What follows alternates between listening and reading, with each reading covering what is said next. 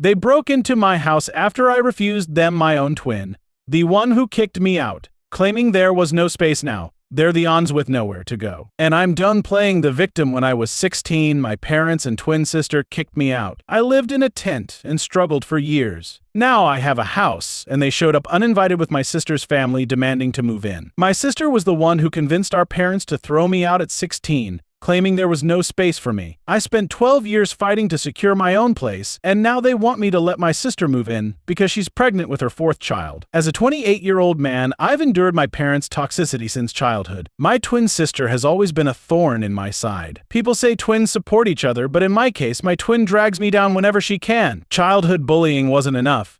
She has reappeared in my life, wanting to move into my house with her family, despite being the one who threw me out at 16.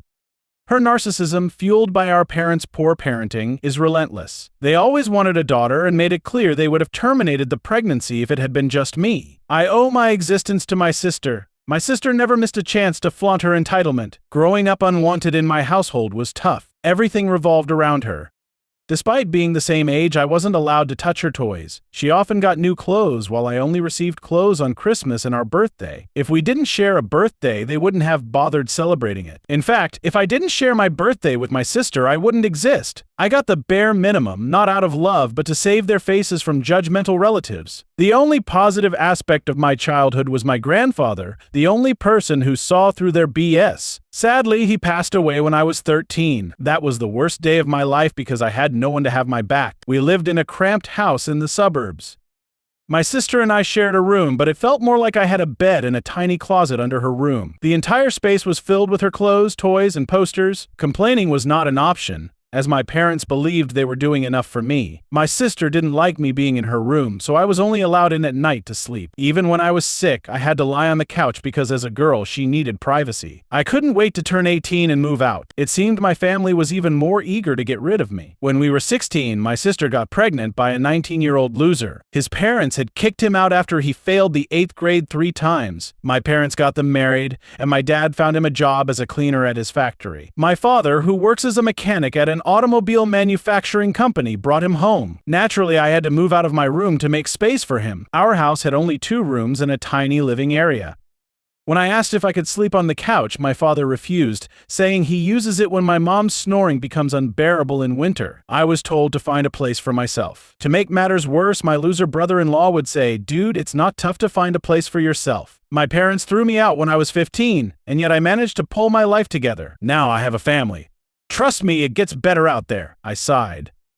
Yeah, if being a junkie and impregnating a minor means putting your life together, then sure. Most of my relatives lived far away, and my parents threatened me not to show up at any of their places to avoid exposing their toxicity. I asked a few friends if I could crash on their couches, but no luck. Why would their parents allow me in their house when my own parents kicked me out? One classmate living in a garage let me stay for a few months until his parents found out and kicked me out.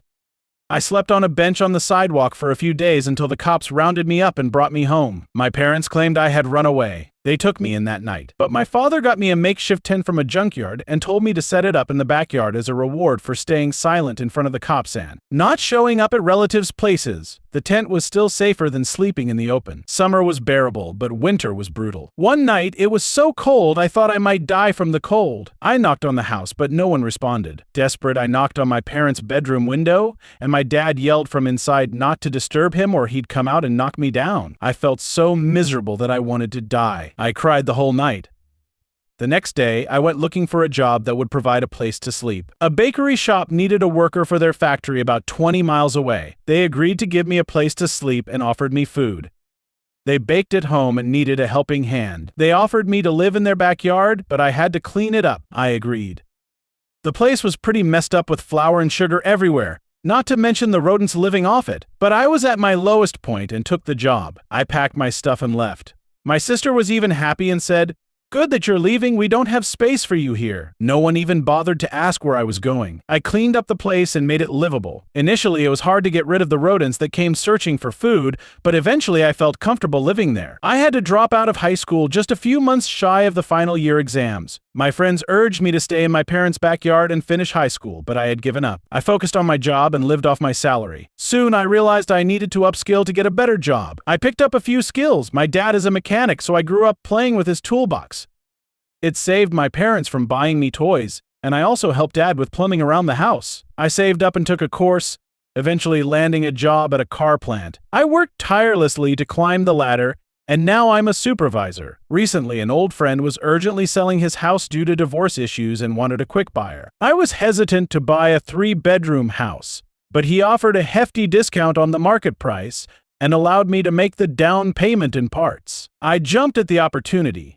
2 weeks ago, I moved into my new house, and today I found unexpected guests at my door: my parents, sister, and brother-in-law. It was a shock because I had been no contact with them for years, and they hadn't reached out to me either. This house is nearly 15 miles from their place, so there's no way they stumbled upon it by chance. I'm not in touch with any relatives, either in person or on social media, but I suspect a neighbor might have informed them.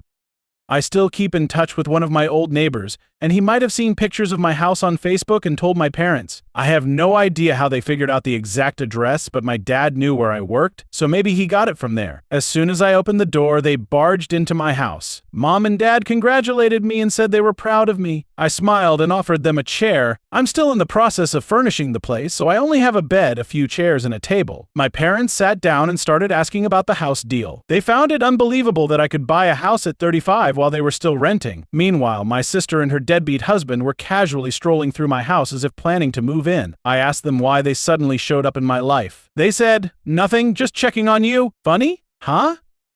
They checked up on me when I needed them the least. They started updating me about their lives. Dad has hypertension. My sister has 3 kids, 14, 9, and 4, and she's pregnant again. Well, good for her. I just sat there nodding, debating whether to yell at them or politely ask them to leave. Mom asked if I was getting married or had a girlfriend. I said it's none of her business, she responded. Why are you so cranky? Is everything all right? I said everything was fine until they showed up. She laughed and offered to help if settling into the new house was overwhelming for me. Just then, my sister announced, "I've decided we're going to take the bedroom with the attached balcony and bathroom." I'm so excited to have my own bathroom. The kids can have the other room. I flipped out and asked, "What the hell is happening here?" My sister said, "You have a 3-bedroom house, and you're a single man. You don't need so much space. You used to live in a tent, so getting a bedroom is quite an upgrade for you. This house is big enough for all of us." My parents cut her off and asked her to attend to her youngest son, who was crying for attention. I looked at my parents and asked them what my sister just said. Dad explained that accommodating 7 people in a small house was getting tough. My sister's eldest son, 14, was sleeping on the couch. The middle one was with my parents, and the youngest with my sister. And now, with another baby on the way, they needed a bigger house. I screamed and Mom said, "You know you have a big house now. Can't you take your sister in?"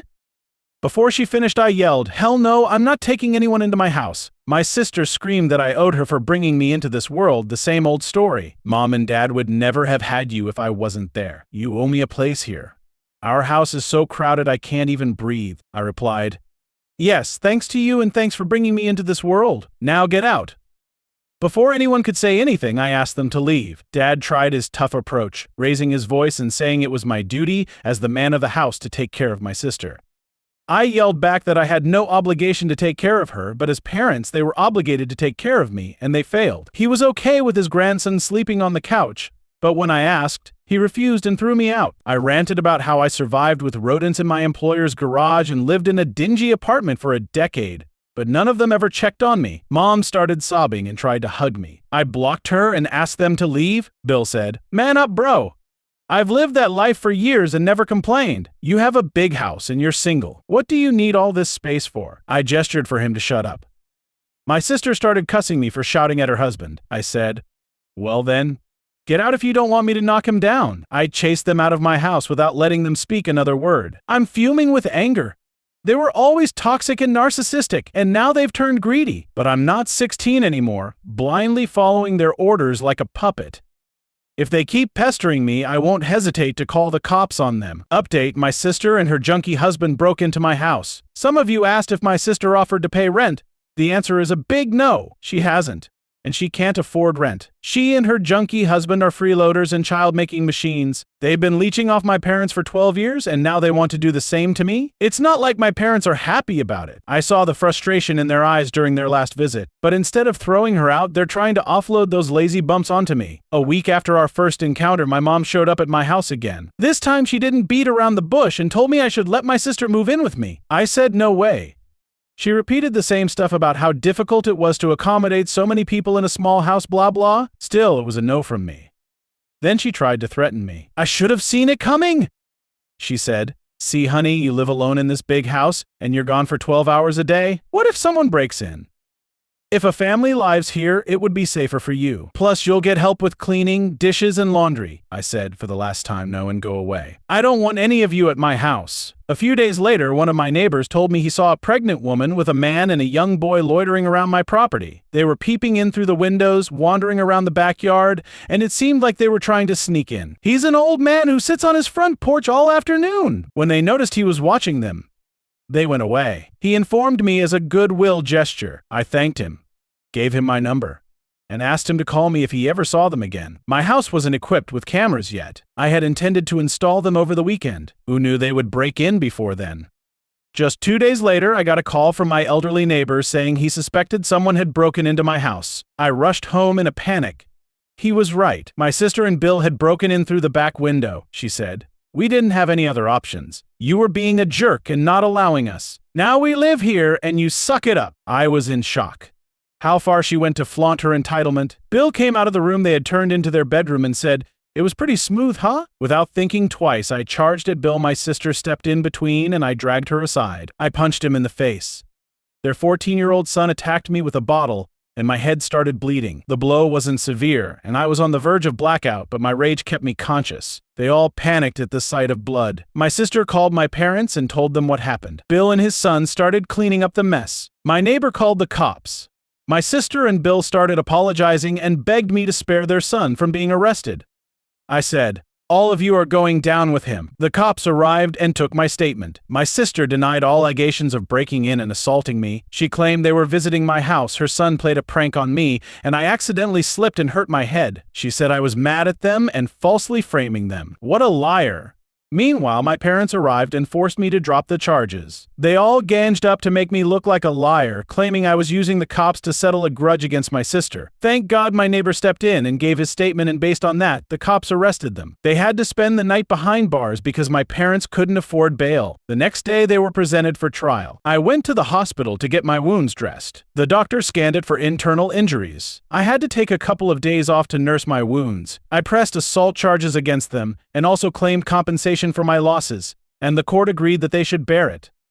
Meanwhile, my parents tried everything to make me drop the charges, but I threatened to sue them for planning the assault. Her son, being a minor, was dealt with according to juvenile law. He got a week in a juvenile facility, and his parents had to pay for restitution, lost wages, and medical bills. My sister and Bill were heavily fined but pleaded to trade part of it for community service. It's been a week since then, and it's been silent. I hope they've learned their lesson and stay away from me. Update 2, it looks like my parents aren't off my back yet. Yesterday, they showed up at my house again. I slammed the door in their face. They stood outside for almost an hour, requesting me to hear them out. Finally, I had to let them in. I wish I could just yell from the window and threaten them like Dad did to me 12 years ago. Anyway, I asked them why they were at my door again. They both started sobbing and said they needed my help. I said if this had anything to do with my sister, then count me out. They said it was about them. Dad said, "You see, I'm growing old and fragile. I cannot work as before. Our house hasn't been repaired in many years. Everything is falling apart." I cut him off and said, "Come to the point. He and Mom wanted to move in with me. As a responsible son, I should take them in. I should have if they were responsible parents, but they were not. I asked what would happen to their house and if they were going to terminate the lease. They said they were going to give that house to my sister. I was like, oh cool, you guys have taken an alternate route to exploit me. Earlier you tried to dump my sister on me. That plan failed. Now you want to pile on for one last time. My house is not up for grabs, not for anyone. They said my sister was offering to pay me rent for living in my house, which I could use to pay the mortgage. I said, I don't need her rent. She doesn't need to worry about my mortgage. She should look out for herself instead. Mom started crying that it was becoming very difficult for my sister to make ends meet. She doesn't even get proper sleep because her children sleep in the same room. I said, it's not my problem if she is mindlessly expanding her family without financial planning. They said, what can we say? You're not agreeing to anything. You don't want to take in your sister, and you won't agree to take us in either. You should at least let us move in with you. The house is too big for one person, I replied. I don't plan to remain single forever. They tried to emotionally manipulate me insisting that I should take care of my aging parents. I screamed, "Karma is real. Remember how you threw me out of the house? This is what you get in return." I opened the door for them, and they left with bitter faces. I don't care what they call me, but I'm not going to be a doormat and give in to their demands. Thank you for watching. If you haven't subscribed yet, please do so and hit the notification bell to stay updated with more shocking real-life stories happening around you.